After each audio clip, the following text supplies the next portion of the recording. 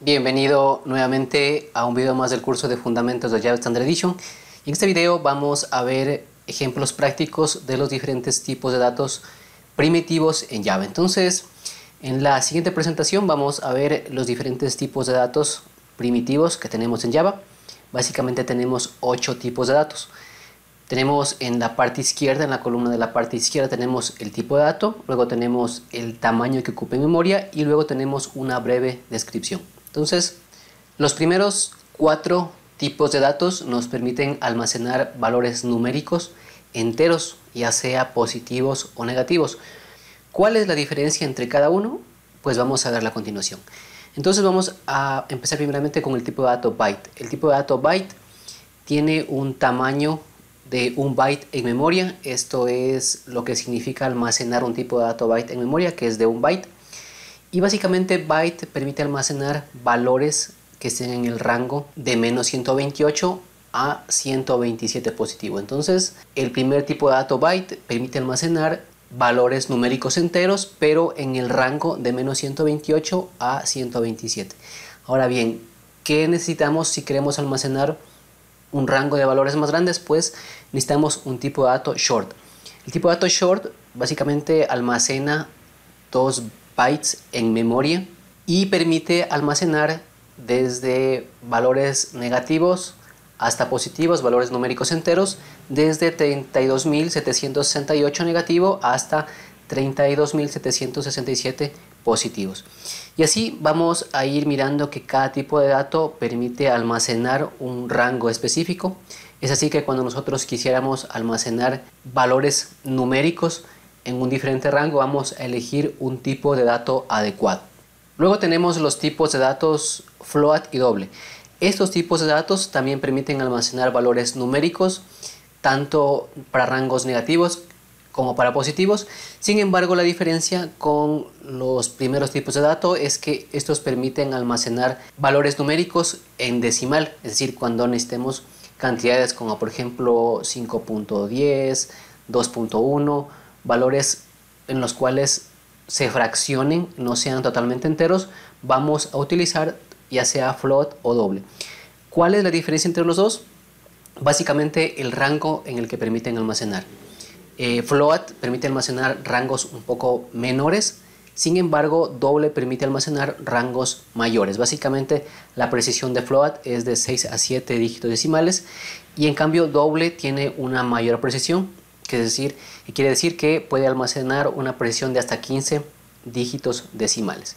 Otra diferencia también que podemos observar es el almacenamiento de memoria. Finalmente tenemos los dos tipos de datos que nos quedan, que sería boolean y char. Boolean es un tipo de dato que permite almacenar valores booleanos, true o false, únicamente los dos casos, absolutamente nada más. Y luego tenemos char. Char permite almacenar tipos de datos como caracteres, básicamente todo lo que contenga la tabla ASCII en cuanto a caracteres permite almacenar char. Char tiene un tamaño en memoria de 2 bytes, mientras que boolean tiene un tamaño en memoria de 1 byte. Entonces, esto en resumen en cuanto se refiere a los tipos de datos primitivos. Ahora bien, entonces, de acuerdo a esta descripción, nosotros tenemos que tener muy en cuenta al momento de desarrollar nuestras aplicaciones, ya que la eficiencia de un programa, por lo menos en cuanto a memoria, va a diferenciarse de acuerdo a nosotros utilicemos o declaremos las variables en nuestro programa. Entonces, por ejemplo, si nosotros necesitáramos valores que vayan en el rango de menos 128 a 127 positivo, vamos a utilizar una variable de tipo byte, un tipo de dato byte. Ya que, por ejemplo, si nosotros quisiéramos almacenar valores pequeños, por ejemplo, entre 1 y 10, y utilizáramos un tipo de dato como, por ejemplo, long o int, básicamente estaríamos desperdiciando el tamaño, la memoria en nuestros programas, porque supongamos que necesitamos unas 10, 20 variables que almacenen valores entre 1 y 10, estamos diciendo a la memoria que debe separar, por ejemplo para long, 8 bytes de memoria para cada variable, multiplicado por las 10 variables que fuéramos a utilizar. Esto crece bastante y básicamente la eficiencia de nuestro programa no va a ser la misma. Entonces hay que tener muy en cuenta cuando desarrollemos nuestras aplicaciones, identificar el tipo de dato adecuado para almacenar las diferentes variables que utilicemos en nuestras aplicaciones. Entonces a continuación vamos a verlo de forma práctica, cómo definiríamos los diferentes tipos de variables utilizando los diferentes tipos de datos en Java. Bien, entonces lo que vamos a hacer aquí, vamos a crear un nuevo programa, vamos a File, vamos a New, vamos a Java Project, vamos a darle el nombre del proyecto, que en este caso vamos a ponerle tipos _datos, vamos a darle Next, vamos a darle Finish y vamos a crear nuestra clase con el método main. Entonces nos ubicamos en proyecto, vamos clic derecho, vamos a darle New, vamos a darle Class, vamos a darle o a definir que esta clase va a contener un método main para que pueda ejecutarse. Vamos aquí a poner el paquete, recordemos que siempre la nomenclatura es el nombre de dominio, el nombre, por así decirlo, de la empresa y luego el nombre del proyecto. Entonces vamos a poner aquí com.icodeapp.tipos datos y aquí le vamos a dar el nombre de nuestra clase, le vamos a llamar ejecutor tipos datos, vamos a darle finish y con esto ya se crea nuestra clase. Entonces aquí vamos a crear nuestros diferentes tipos de datos. Entonces vamos a empezar por byte. Entonces la sintaxis para declarar una variable sería de la siguiente manera: tipo de dato, en este caso es byte, vamos a declarar una variable, vamos a ponerle mynum y le vamos a inicializar de una vez. Entonces vamos a ponerle aquí un valor de 10. Entonces, como podemos ver, aquí tenemos tipos de datos byte y cuando yo almaceno este valor no pasa nada. Pero sin embargo, si en este momento yo voy a almacenar un valor, por ejemplo, de 1000, vamos a ver que tengo un error que me lo pinta, en este caso, el IDE. Si pasamos el mouse por arriba, me dice que en este caso no se puede convertir de int a byte. Y esto es porque en este caso el compilador detecta que este tipo de dato es un poco más alto en rango y no se puede almacenar en el tipo de dato byte. Entonces, por eso recordemos que este únicamente puede almacenar hasta 127 positivo y menos 128 a nivel negativo. Entonces aquí tenemos negativo, pero si yo quito el signo del menos, aquí me va a dar un error porque no puede almacenarlo, no tiene la capacidad para almacenar byte este valor. Entonces eso tenemos que tener muy en cuenta. Ahora vamos a declarar un valor de tipo short. Short es un poquito más grande. Entonces vamos a poner mynum1, vamos a darle un valor. Y aquí, por ejemplo, tranquilamente puedo almacenar 1000 porque me lo permite el lenguaje. En este caso, si pongo un valor un poco más grande, que básicamente sobrepase de los 32.767, vamos a poner, por ejemplo, un valor un poco más grande. En este caso, este valor, que viene a ser 100.000, ya me da error porque me dice que no avanza, que no tiene la capacidad para almacenar. En este caso dice que no puede convertir de int a short. Este lo detecta como un tipo de dato int, ¿sí? Entonces vamos a dejarle con 10.000 y le dejamos por ahí. Luego vamos a declarar un tipo de dato que en este caso sea int. Int ya es un poco más grande en temas en cuanto a capacidad. Y aquí vamos a declarar nuestra tercera variable, que es num2. Y aquí sí, por ejemplo, yo puedo darle un poco más de 10.000, ¿sí? Por ejemplo, vamos a pegarle ahí, sí, puedo poner 100.000, sí, hasta 1.000.000. Y si le sigo poniendo los ceros, no me da error. Vamos a guardar, no me sigue dando error, pero va a llegar un punto en que, por ejemplo, con este 0 ya no avanza a almacenar. Entonces aquí lo que deberíamos hacer es declarar un tipo de dato un poco más grande. Luego vamos a ver el tipo de dato long. Long es un tipo de dato que nos permite almacenar valores un poco más grandes.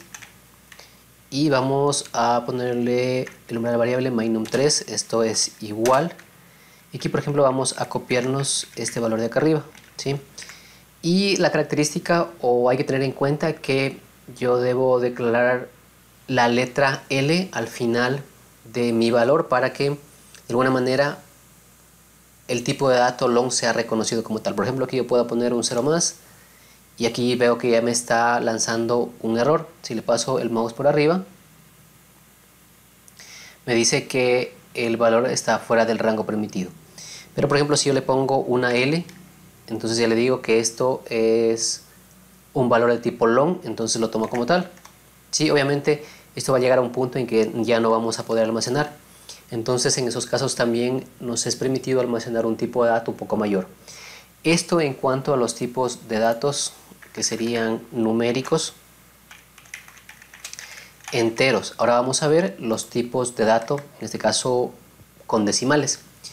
Sí, entonces vamos a poner por aquí un comentario. Vamos a poner aquí decimales. Entonces yo tengo dos tipos de datos que me almacenan valores de tipo decimal. Entonces tengo el primero que es float. Asimismo declaro el nombre de la variable, mynum, pongámosle float, y yo puedo aquí almacenar su valor, ¿sí? Entonces, por ejemplo, aquí puedo almacenar cualquier valor. Por ejemplo, puedo almacenar 5, pero la idea de almacenar valores en un tipo de dato float es que sean valores decimales. Entonces, por ejemplo, yo podría poner 5.6. Y bueno, aquí nos da un error. Este error nos da porque el tipo de dato float espera que al final de haber declarado mi valor yo le ponga una letra, un carácter. Este carácter es la F, que es de float. Entonces con esto yo ya le indico que este valor es un valor decimal y es de tipo float. Luego vamos a ver el tipo de dato doble. Este tipo de dato doble permite almacenar un rango de valores más grande. En cuanto a valores decimales se refiere, vamos a ponerle el nombre mynum doble y vamos a darle igual. Y la característica de este tipo de dato es que, por ejemplo, yo le puedo poner 10 y no me da error. También le puedo poner 10.85 y no me sigue dando error. A diferencia de float, que por ejemplo en float sí, cuando almaceno un valor decimal debo ponerle al final el carácter indicándole que es un tipo de dato float. Sin embargo, acá yo también podría ponerle que esto es un double, ¿sí? Entonces si le pongo de esta manera también le indico al compilador que este contenido es un valor que va a ser almacenado en una variable de tipo doble. Pero si no le quito también me lo deja sin darme errores. Y finalmente vamos a ver los tipos de datos, que en este caso es char y que en este caso sería boolean. Entonces ponemos aquí tipos de datos char y boolean o booleanos. Entonces vamos a poner aquí a declarar una variable de tipo char. Ponemos el tipo de dato que es char. Ponemos myChar y le damos le asignamos algo. En este caso siempre lo que le asignemos va a ser un carácter, por ejemplo la L. Siempre va a ser un carácter. Si aquí yo pongo más de un carácter me va a dar error. Entonces vamos a ver aquí. Yo puedo almacenar cualquier carácter de la tabla ASCII, por ejemplo el signo de dólar. Y aquí obviamente voy a cambiar el nombre porque me da error. Y finalmente vamos a ver los tipos de datos booleanos. Entonces aquí pongo el tipo de dato boolean. Por ejemplo, myBoolean. Le doy el igual para asignarle un valor y aquí le pongo, por ejemplo, true. Aquí es boolean con doble O. Entonces, por ejemplo, aquí puedo almacenar valores booleanos como true o como false. Entonces aquí voy a declarar otra variable y aquí le voy a poner false. Y de esta manera es como nosotros podemos utilizar los diferentes tipos de datos, ¿sí? Aquí podremos, por ejemplo, imprimir cada uno de los tipos de datos para tener una presentación por consola. Y bien, entonces estos son los 8 tipos de datos primitivos en Java que tenemos y esta es la forma como los podemos declarar y los posibles valores que podríamos almacenar en cada uno para que no tengamos ningún tipo de error. Recordemos utilizar los diferentes tipos de datos de acuerdo a lo que vayamos a necesitar, es decir, de acuerdo al rango de valores que vayamos a utilizar en nuestro programa. Esto para ser más eficiente y que no nos consuma mucha memoria en nuestras aplicaciones. Así que nos vemos en la siguiente clase.